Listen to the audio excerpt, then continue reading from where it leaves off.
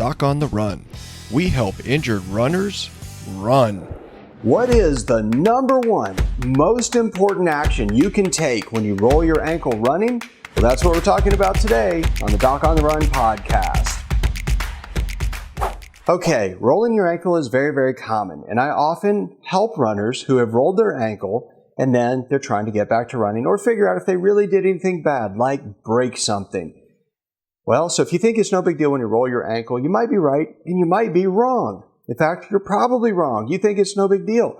Well, there is a problem, and the biggest problem is that when you roll your ankle, a couple things happen. Number one is that you actually get sort of what could be described as very mild numbness around your ankle to protect you from the discomfort of the injury.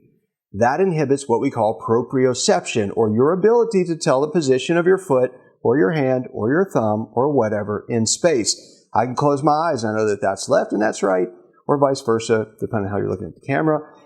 But I know the position because my brain's telling me so. But when you're running and you roll your ankle and it starts to swell and you have this protective mechanism in place, you can't really tell where your foot is so well. So guess what that means? That means you're at very, very high risk of re-spraining your ankle right away.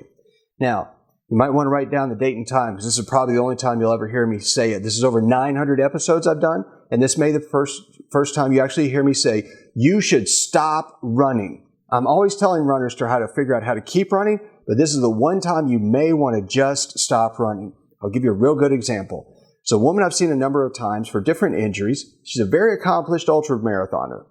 Well, she was doing a run in the Marin Headlands, and I have run on this trail, and I know this trail, and I know that when you're coming over the Marin Headlands and down toward the Golden Gate Bridge, it's very windy, it's very irregular, and it gets dark pretty quickly because there's a mountain on the side of you, so as the sun starts to set, it becomes real hard to see where you're going.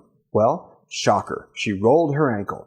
And she said, I just rolled my ankle, it's not that big of a deal, so I kept running. Well, 2 miles later, she rolled it again. That time, worse, and she heard a pop or a crack or something. This is not good.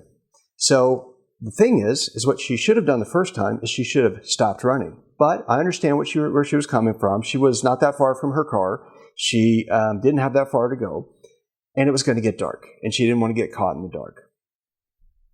But it got worse. So she actually did, turns out. I went to see her. She called me. I went to see her that evening.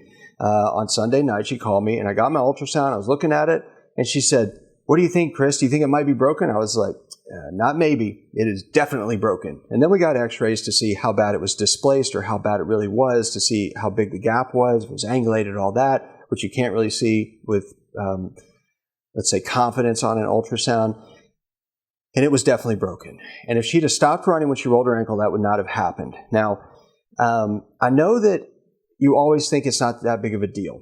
And I know you're always thinking about all this other stuff. You got to get home. You got to, you got to take care of the kids. You got to put them to bed. You have work things you have to do, whatever.